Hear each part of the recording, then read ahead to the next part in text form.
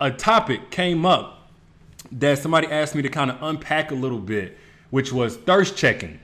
Thirst checking. Now, a lot of people get that confused with thirst trapping. So I'm going to try to make it clear the distinction between the two. Thirst checking actually is the lazy, disrespectful version of thirst trapping. Thirst trapping is actually okay. Like, thirst trapping is whenever somebody says, look, I want you to drink this glass of wine, right? I want you to drink this glass of wine. So it has this nice, pretty cup. It's got all these different ingredients that make it go organic and healthy for you. Like, basically, they want you to focus in on all these bells and whistles so they can draw you in. That's what a thirst trap is. A thirst check is, I'm going to set this water in this cup, this tap water in this cup on the table, and I'm just going to see if you're going to beg for it.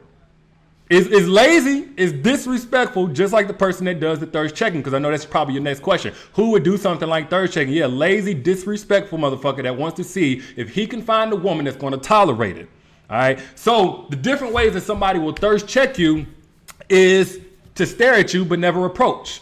I know a lot of y'all deal with that and you wonder what's wrong? How do I shoot my shot? This is why I'm not a huge fan of shooting your shot. I ain't gonna go in on that too much because we already talked about that. I'm more of a fan of a woman just kind of making the assist, not actually trying to shoot the shot. But nevertheless, if a guy just looks at you, right, and he's made it 100% clear that you are on his radar, yet you still make the first move, then to him, he's thinking all I had to do was look at her and get her. I know she'll go for whatever the fuck else in the future. He ain't have to put forth no real effort. He ain't have to put himself out there to get curved, rejected, none of that stuff. He ain't had to think of how he was going to approach you and find the right timing. So literally, you just put yourself in the folder of I require zero effort in order to get my attention, to get my number or whatever. Same thing goes for whenever a guy likes 20 or 30 of your pictures in a row, but don't make no move.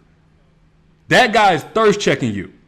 Like if you jump in his DMs at the light, just getting your pictures light, he thirst checked you and you went for it. You let him know that your radar doing like this right here. You high up on the radar because he ain't had to put forth no effort. Once again, he ain't even had to so much as DM you and say hello and initiate the conversation.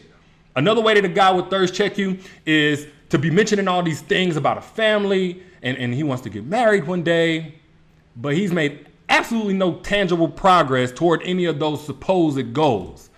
Basically, what you're doing there is you're putting yourself in the file folder of, you know what, he can sell me this dream, he could paint the picture of this illusion, and I will allow that to make me ignore the reality of our stagnation.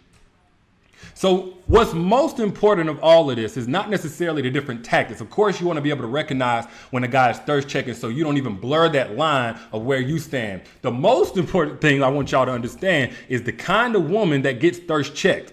Or rather, should I say, is susceptible to the thirst checking. Now, the easy answer to that is, of course, the thirsty woman. Only thing is, we mischaracterize a thirsty woman. A lot of people think a thirsty woman is that single chick that's flirting with everybody. She's very sexual. That is not the case. As a matter of fact, and I'm going to hurt some feelings real quick. I know more thirsty women in relationships and marriages than I do thirsty women that are single. And I wouldn't be surprised if that was the truth. I wouldn't be surprised if there were more thirsty ass women in relationships and even marriages than there were single. Most of the women that I know that are single have standards. They're single for a reason. Very few women are just like, oh my gosh, I'm single because I can't find anybody to be my placeholder penis. Most women are saying, I'm not going for the bullshit. I'm not settling for just anything. I'm at an age where I ain't got time for no games. I'm tired. I'm exhausted with this bull. I'd rather be alone.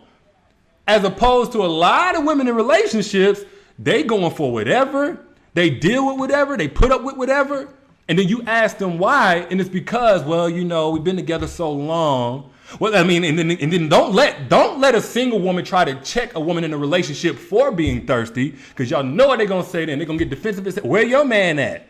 I don't see you got no man. You can't tell me nothing. All these single women want to talk about how to have a man, and no, a lot of single women just trying to tell your ass how to not be thirsty. But they think because they're validated by a man or because they got a man there and it serves as what they think is validation that they're better off. And they just as thirsty as what they think single women are.